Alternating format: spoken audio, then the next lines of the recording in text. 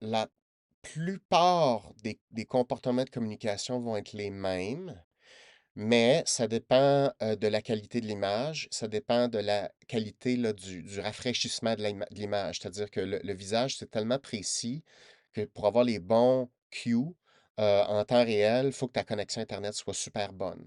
Ça, c'est un gros facteur. Sinon, tu as un décalage, puis c'est comme il te manque 80 des signaux. Et l'autre chose, c'est que quand tu es pas en présence physique d'une personne, ça fait chuter l'indice de vulnérabilité entre les 2 personnes. Et donc, la vulnérabilité, c'est ce qui prédit la relation.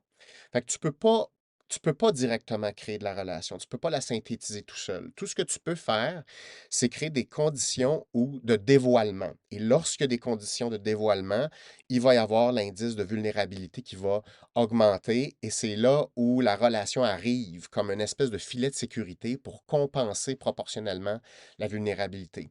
Quand tu es en ligne, automatiquement, tu es extrêmement confortable sur ta chaise. La personne, c'est juste une image sur ton écran, elle ne peut rien te faire. Donc, tu es comme un peu blindé de sécurité.